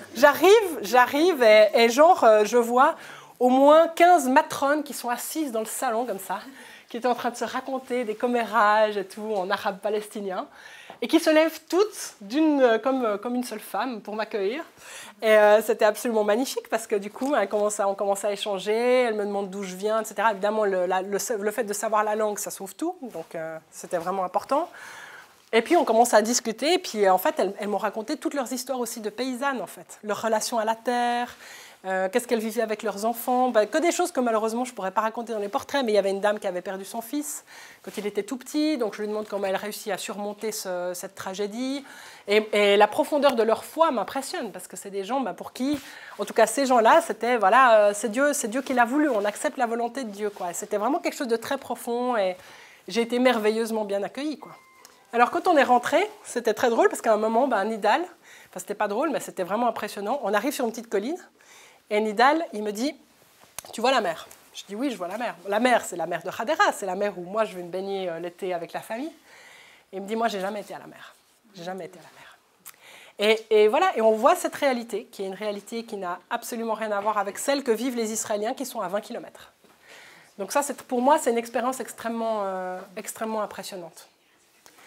Voilà, il a fallu 2 heures. En fait, pour revenir, ça a été encore pire que pour l'aller parce que les checkpoints étaient fermés. Donc, qu'est-ce qu'il a fallu faire? Il a fallu que Nidal m'accompagne jusqu'à Toul-Karem, que je passe le checkpoint à Toul-Karem, qu'ensuite à Toul-Karem, une voiture avec un arabe israélien m'amène au checkpoint de Talbieh où j'avais laissé la voiture pour ensuite reprendre la voiture pour redescendre jusqu'à Rehovot. Donc, c'est des journées absolument interminables parce que vous devez vous déplacer dans des endroits dans lesquels vraiment c'est difficile d'accès en fait. Voilà pour le premier portrait. Des gens vraiment merveilleux et qui m'ont invité en vacances. Bon, je ne leur ai pas tout dit, je ne dis jamais tout à personne, à part à mon mari. Mais voilà, ils nous ont invités en vacances en me disant « Mais c'est merveilleux, ta fille s'appelle Nora », parce que Nora, c'est un prénom aussi arabe.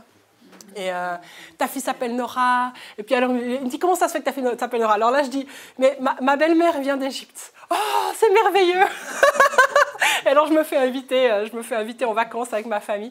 Alors bon, j'ai dit ça à mon mari. On a décidé d'un commun accord qu'on allait quand même décliner l'invitation, parce que c'est un peu délicat. Mais voilà, je vais retourner chez eux manger le makloubé à l'occasion avec grande joie. Voilà, ça c'est pour Nidal et Afaf Kitani. Et puis, comme je vous disais, en fait, dans cette Cisjordanie qui est très, très vaste, enfin vaste humainement, il y a aussi des réfugiés. Et donc, moi, je suis partie aussi pour un des portraits à la rencontre d'un réfugié qui s'appelle Mohamed Ali Hamdan Ali. Et encore, ce n'est pas tous ses prénoms, il en a plusieurs. Enfin, c'est comme ça qu'il veut qu'on l'appelle. Et cet homme, en fait, j'y ai accédé parce qu'il se trouve que j'ai vécu à Bethléem. J'ai vécu à côté de Bethléem, en fait, pendant plusieurs mois. Et j'ai établi un réseau avec des copains palestiniens. Et j'ai un copain, en fait, qui fait des tours guidés de Bethléem et des environs et du mur et pour expliquer un peu la situation des Palestiniens, qui m'a proposé, en fait, de venir rencontrer ce vieil homme. C'était très émouvant comme rencontre. Ce n'était pas la première fois que je le voyais parce que je l'avais vu déjà au mois de mai pour faire un portrait, en fait, à l'occasion des 70 ans de ce que les Palestiniens appellent la Nakba et les Israéliens la création de l'État d'Israël. Et puis cet homme, voilà, c'était vraiment une belle rencontre parce que il est dans un endroit minuscule, dans un tout petit, enfin il vit une vie assez misérable, mais on sent l'humanité, on sent dans les traductions, tu vois le traducteur, alors c'est drôle parce qu'en fait tu t'assises vraiment à un bout de vie, tu demandes au traducteur, tu dis mais tu comprends le traducteur, mais tu dis bon, demande-lui quand est-ce qu'il prie pas. Quand est-ce qu'il prie pas? Il dit qu'il prie tout le temps. Quand est-ce qu'il prie pas? Puis là, le traducteur, et puis ce vieil homme. Ah, le vieil homme, il brandit sa canne, et puis il dit, je prie toujours, toujours Allah, toujours. Et alors là, le traducteur, j'ai dû rattraper le traducteur, parce qu'il est en train de quasi de se mettre à pleurer. Il dit que il veut que Dieu le prenne pendant qu'il prie. Enfin, c'est l'émotion dans toute sa splendeur. Là, je dois un peu calmer le jeu en disant, écoutez, là, en disant à mon ami Marwan, bah oui, mais il faut que tu traduises et tout, parce que bah, les gens sont dans leur émotion, dans leur... Et c'est une belle chose aussi, c'est très théâtral aussi. Enfin, c'est voilà, des moments que j'aime beaucoup parce qu'on sent vraiment le cœur des gens aussi. Il a quel âge? 93 ans. Pourquoi un traducteur si tu parles? Parce que je veux être sûre que je comprends vraiment tout ce qu'on me dit en fait. Ah, mais c'est quand même la même langue, c'est juste que... Oui, mais l'arabe palestinien, si tu veux, moi j'ai appris l'arabe classique. Donc l'arabe palestinien, je le comprends, mais quand je travaille, je veux être vraiment sûre de tout comprendre. Donc, par exemple, un Israélien, si c'est des interviews vraiment avec un Israélien qui ne parle pas l'anglais, je vais essayer quand même d'avoir quelqu'un qui me donne un coup de main parce que déjà, on reproche beaucoup de choses aux journalistes. Je ne veux pas en plus mal traduire les gens, quoi. Oui? Il avait 20 ans. Ah, excuse-moi. Alors, réfugié, en fait, il avait 93 ans et c'était un réfugié de 1948. Il avait 22 ans quand sa famille a dû précipitamment quitter les terres qu'ils occupaient dans ce qui est aujourd'hui Israël. Ah, donc c'est un réfugié qui a toujours vécu là. C'est un réfugié qui a toujours vécu là, c'est-à-dire il s'est déplacé de 30 km parce qu'en fait, au moment où ce qu'ils appellent, eux, les Juifs sont arrivés, ils ont tout quitté, ils se sont réfugiés en pensant qu'ils allaient revenir la semaine d'après, puis en fait, ça fait 70 ans, ils ne sont jamais revenus. Donc cet homme, il pleure vraiment ces terres qu'il a perdues. Je veux dire, c'est ça son histoire à lui. Alors, vous mettez en perspective l'histoire de la femme dans la piscine, du Weizmann, cette femme qui est scientifique, qui a vécu toute sa vie, qui est rescapée des camps de concentration. Et vous mettez Mohamed Ali Hamdan Ali, qui a toujours la clé de chez lui et qui dit qu'un jour il reviendra, et qui pleure sa terre. Alors, qu'est-ce que vous faites de cette double histoire? À qui est-ce que vous donnez tort ou raison? La vérité, c'est que tout le monde a raison. La vérité, c'est que vous ne pouvez pas, vous, humainement, dire que quelqu'un a tort. C'est-à-dire qu'ils sont tous authentiques dans leur quête. Et alors, c'est ça, ensuite, qui est délicat quand on écrit un article, c'est de trouver l'équilibre entre ces vérités. Voilà. Puis, je vais avancer parce que c'est tard. Et puis, la troisième personne que je voulais juste vous évoquer brièvement, c'est Catherine Richmaoui. Alors, elle est chrétienne, en fait, palestinienne. Et puis, je l'ai connue, elle avait 7 ans. Donc, ça fait un bail qu'on se connaît. Et puis là, elle en a 22. Et en fait, elle a une histoire complètement différente. Je voulais aussi la montrer parce qu'en fait, on aurait tort de penser, tout comme on aurait tort de penser que tous les Israéliens sont des occupants, que tous les Palestiniens sont misérables. Bref, on a des clichés en tête. Et en fait, il y a aussi des Palestiniens qui vivent très bien. Par exemple, elle vient d'une famille qui s'est bien saignée pour lui offrir des études aux États-Unis en psychologie. Et puis, elle est revenue dans sa maison, qui est vraiment une maison magnifique. J'étais jalouse. Quel endroit? À Bethléem. C'est une chrétienne de Bethléem. Voilà. Et puis, elle est chrétienne évangélique. Donc, ça, c'est encore intéressant parce qu'en fait, on pense que les chrétiens sont juste catholiques ou protestants. Enfin... ou orthodoxes, voilà, pardon. Mais il y a aussi des églises évangéliques qui se sont implantées, en fait, il y a quelques années de ça, et elle fait partie de ce mouvement. Et voilà, elle vous accueille hyper gentiment, généreusement, et puis c'était vraiment une rencontre vraiment magnifique, bon, d'autant plus qu'on se connaît depuis très très longtemps. Alors avec tout ça, donc, je vous ai présenté des gens merveilleux, mais bon, dans ce pays, il n'y a pas que des gens merveilleux, évidemment. C'est comme partout, sauf que là, les gens pas merveilleux, ils font fort. Alors, là, c'est Hébron. Là, c'est Hébron. Et en fait, pourquoi je montre des images de Hébron? Parce que j'y ai été en reportage il y a 10 jours.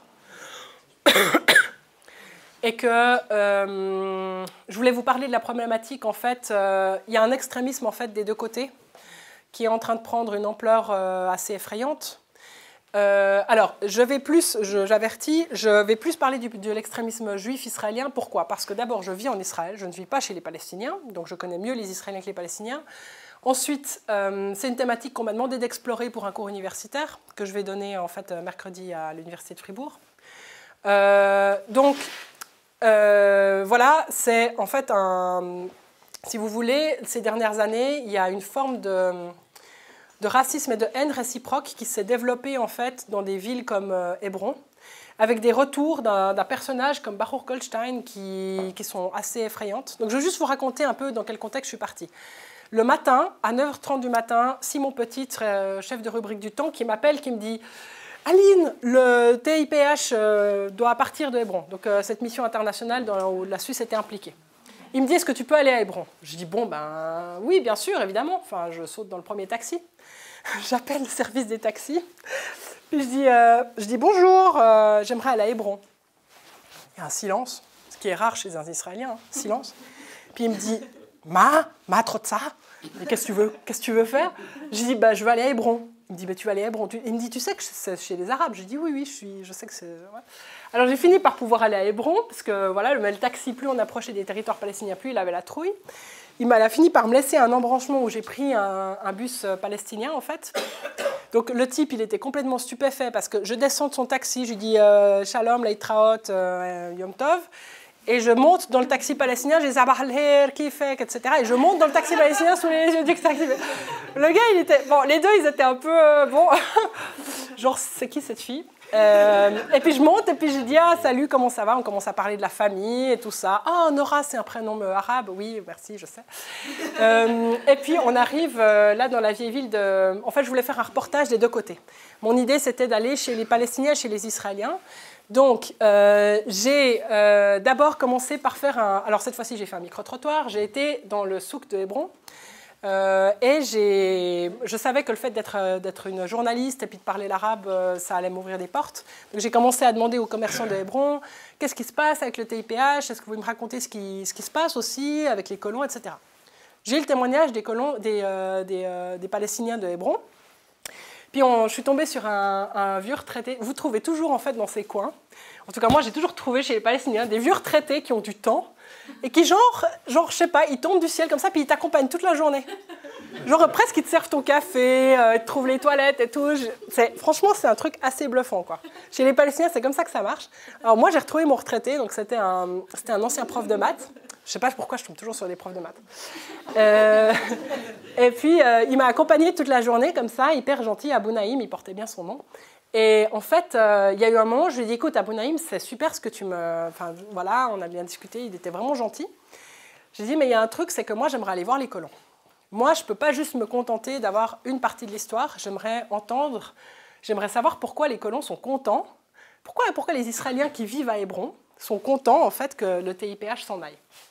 Puis bon, alors là, Abou Naïm, il me dit, écoute, là, je crois que je ne peux pas t'aider. J'ai dit, je sais. Va te prendre, on arrive devant le tombeau des patriarches, le caveau des patriarches de Hébron. Et puis c'est une route assez spéciale parce qu'en fait, il y a un coin, c'est les Palestiniens, puis en fait, il y a un checkpoint avec des Israéliens au milieu, qui sont armés, que tu n'as pas envie de leur faire guili-guili. Et puis de l'autre côté, tu as les Israéliens. Et alors Abou Naïm, il me dit, bon là je ne peux plus aller. Alors il traverse, puis il va se prendre une petite chaise. Alors il était comme au cinéma, lui. Il se prend sa petite chaise en plastique, il se pose dessus, puis il me regarde faire. Puis il me regardait comme ça, il m'admirait et tout. Bon. Parce que bon, alors ce que j'ai fait, c'est que je suis passée devant les soldats israéliens. Je montre ma carte de presse, parce que j'ai une carte de presse de l'État d'Israël. Puis je vais de l'autre côté, et puis en fait, je me suis dit, il faut que je repère quelqu'un là dans la foule qui va m'aider en fait. Il faut que je trouve quelqu'un qui va m'aider à me repérer. Et je repère un jardinier. Le jardinier, c'est le bon plan. Parce que le jardinier, en fait, il ne regarde pas ce qu'il y a autour de lui, il regarde ses fleurs. Et donc, j'arrive vers lui, un homme avec kippa et tout ça. Puis la première chose que je lui dis, c'est « Oh, comme tes fleurs sont magnifiques !» Alors, voilà, il me dit « Waouh !» et tout. Il me dit « Toda Rabba, merci beaucoup !» Puis j'ai dit, je suis nouvelle ici, je parle hébreu, donc je lui dis, je suis nouvelle ici, j'aimerais savoir, j'aimerais bien connaître la vie des gens, des Juifs de Hébron. Surtout, vous ne dites pas évidemment les colons, vous dites à Yehudim chez Hébron. Et alors, il me dit, mais il n'y a pas de problème, viens avec moi. Parce qu'en fait, comme j'ai dit que je venais d'arriver en Israël et que je parlais hébreu avec un petit accent français et tout, il a dû se dire certainement que j'étais juive israélienne. Et que je venais de faire mon alia, que je venais de débarquer en Israël. Il ne m'a pas demandé qui j'étais. Donc, je suis passée avec lui. Je voyais Abou Naïm, il était comme ça. Sur sa petite chaise en plastique. Je passe avec le jardinier de l'autre côté, devant les soldats qui ne comprenaient rien du tout à ce qui se passait. Mais bon, je n'avais pas l'air méchante, alors ils m'ont laissé passer. Et j'arrive dans le quartier juif. Et là, en fait, j'ai eu une interview avec le porte-parole de la communauté juive de de Hébron qui m'a permis de comprendre le point de vue des colons sur la mission internationale. En gros, que tout va bien, la ville est normale, mais c'est trop long à expliquer pourquoi il dit ça, mais qu'en gros, la ville de Hébron, sans la présence internationale, est une ville normale dans laquelle tout va bien. Et donc, ils ne comprennent pas pourquoi est-ce qu'une mission internationale devrait venir voir et les prendre en photo comme s'ils étaient au zoo. Parce qu'il me dit, ce n'est pas un Norvégien qui va m'apprendre comment gérer mes relations avec les Arabes. Parce que moi, les Arabes, je les connais. Phrase lourde de sous-entendu, parce que les connaître, la manière dont ils les connaissent, ce n'est pas franchement la manière dont moi, j'appréhende les Arabes. Il y avait beaucoup de... C'est trop long à vous expliquer. Et donc voilà, donc j'ai eu le porte-parole de la communauté de Hébron. Puis après, je me suis dit, micro-trottoir, je veux prendre la température de comment les gens, en fait, appréhendent. Enfin, est-ce que c'est vraiment une communauté qui se situe parmi les extrémistes ? Parce que la communauté de Hébron, elle a une longue histoire, une lourde histoire de très, très, très, très mauvaise cohabitation avec les Palestiniens. Il y a eu un massacre en 1929 où des Juifs ont été massacrés. Il y a eu le massacre de 1994 où c'est Baruch Goldstein, un médecin israélien qui a massacré des Palestiniens. Donc moi, je voulais savoir en demandant où est la tombe de Baruch Goldstein, si tout le monde savait où était la tombe et si les gens allaient sur sa tombe et tout. Je vais vers une jeune mère de famille israélienne, puis je dis « Bonjour, excusez-moi, en hébreu toujours. J'aimerais savoir où a vécu Baruch Goldstein. » Puis elle me dit « Ah, c'est par là et tout, avec un grand sourire. » Puis j'ai dit « la tombe de Baruch Goldstein, on peut la trouver où ?» Elle me dit « Mais tu veux venir avec moi? J'y vais maintenant. Je vais y prier toutes les semaines pour le remercier de ce qu'il a fait pour nous. » Et Baruch Goldstein était en fait Il a été influencé par deux choses. Donc en 1994, Baruch Goldstein a massacré 30 personnes, 30 Palestiniens qui priaient dans le caveau des patriarches. Il a été influencé par deux choses qui maintenant font sens, malheureusement, dans ce qui est en train de se passer aujourd'hui en politique israélienne. Il a été influencé par les accords d'Oslo, parce que la violence extrémiste, en tout cas du côté juif, c'est toujours influencé par deux choses. C'est soit le retrait des territoires, soit que l'installation des juifs en fait, sur les territoires historiques est mise en question, soit c'est des questions de vengeance. À chaque fois que quelqu'un est assassiné d'un côté, vous allez avoir des extrémistes qui font la politique du prix à payer, qu'on appelle en hébreu tag mechir de l'autre. Et en fait, Baruch Goldstein, il a réagi aux accords d'Oslo, c'était juste après les accords d'Oslo. Il s'est vengé. Et puis la deuxième chose, c'est qu'il a réagi à l'assassinat de Meir Kahane, qui était en fait un rabbin fasciste américain qui venait en fait prôner la séparation entre les Juifs et les Arabes en prônant en fait l'expulsion radicale et totale ou l'extermination des Palestiniens.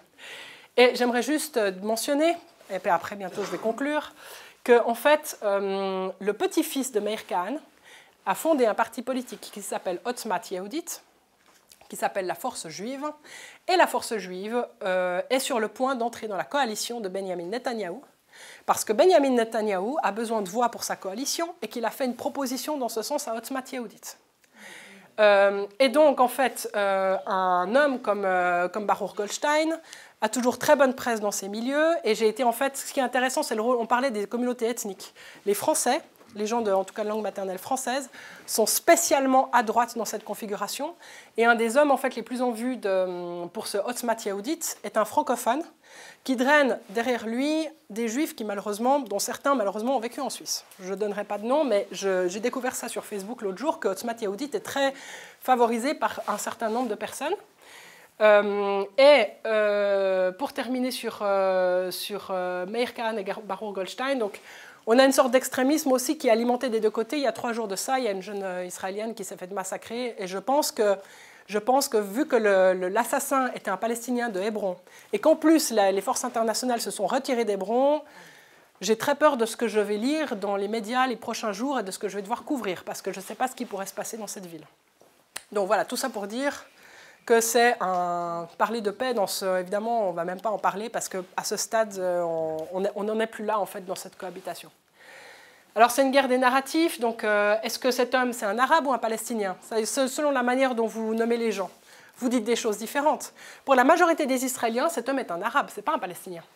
Pourquoi? Parce qu'en fait, il y a cette idée que, finalement, les Palestiniens n'existent pas. J'ai appris l'autre jour, en fait, par ma prof d'hébreu, que j'adore, que le mot palestinien, l'origine du mot palestinien en hébreu, c'est plishtim. Et que veut dire... Non, plishtim, c'est envahisseur en hébreu. Ouais?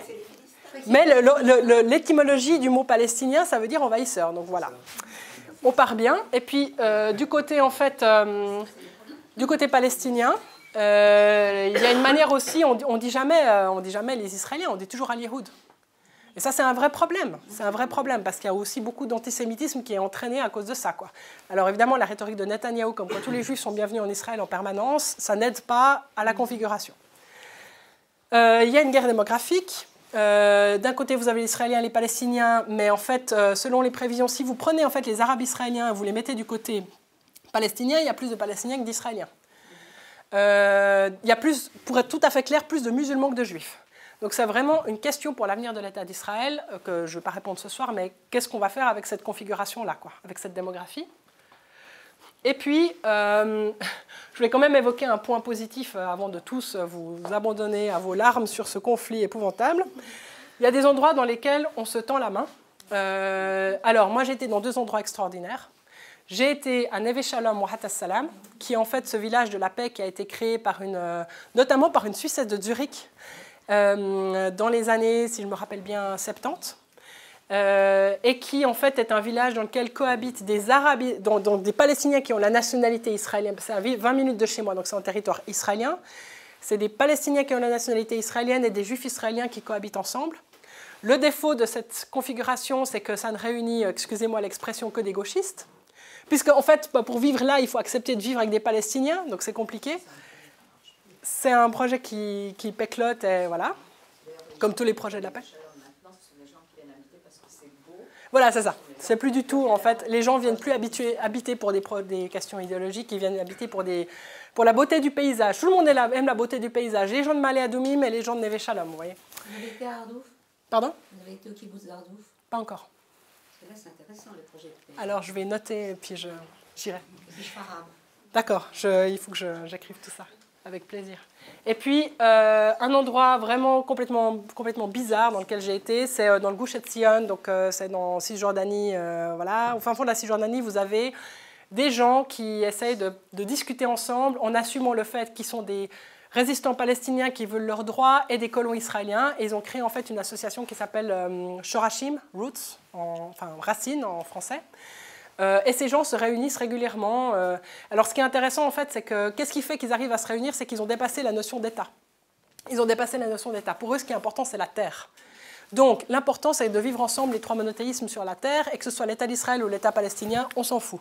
Mais c'est hyper minoritaire comme point de vue, mais c'est intéressant parce que ça dit quelque chose de l'évolution des mentalités au fil des années. Qu'est-ce qui se passe quand vous occupez un terrain pendant 50 ou 60 ans? Au final, voilà. Et puis je vais conclure par ces quelques mots. C'est une grande question, en fait, dans cette grande salade russe. C'est une grande question de comment est-ce qu'on se situe, enfin, comment moi je me situe, en fait, en tant que personne. Pas seulement en tant que journaliste, parce que quand on écrit des articles, on essaie toujours de réfléchir à la pondération des points de vue, on garde en tête que quand même la référence c'est le droit international, c'est pas la Torah, etc., etc. On essaye de faire un travail honnête. Mais maintenant, il y a toute une question aussi personnelle et spirituelle et intime. Qu'est-ce qu'on fait avec tout ça, en fait? Il y a eu un moment où le fait d'aller d'un milieu à l'autre, moi, j'en pouvais plus. Parce qu'on entend des narratifs qui sont totalement contradictoires. Vous allez chez moi, j'étais chez une copine qui vit dans une colonie à Jérusalem-Est, entourée de types armés. J'étais amenée là par un Palestinien qui m'a dit que c'était des colons et puis que c'était une horreur ce qu'ils faisaient dans le voisinage, puis que, bref, que c'était vraiment une cohabitation épouvantable, parce qu'ils ont été foutus dehors et tout. Et j'entre chez elle, ça sent le gâteau au chocolat, parce qu'évidemment, elle m'attendait, donc elle a fait du gâteau au chocolat. C'est une femme absolument extraordinaire. C'est un des portraits Nava Belisha, pour ceux qui sont intéressés. C'est une femme extraordinaire, elle a plein de choses à apporter, elle est merveilleuse et tout. Elle te raconte des choses sur la prière qui te transportent, parce que moi je suis quand même sensible aux questions spirituelles, on s'en doutera.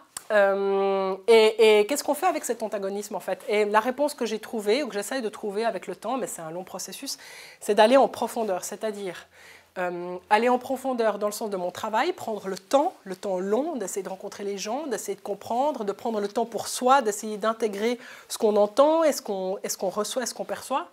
Mais c'est aussi aller en profondeur. J'ai pris l'image du poisson parce que quand il y a beaucoup de tumulte à la surface, Parce qu'il y en a beaucoup quand je travaille pour Le Temps, ben voilà, c'est beaucoup d'agitation, c'est beaucoup c'est de la news, quoi. Il faut courir, il faut y aller, puis des fois on se reçoit les choses dans la figure.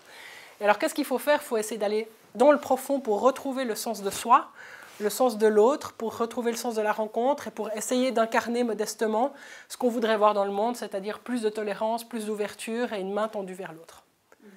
Voilà. Merci.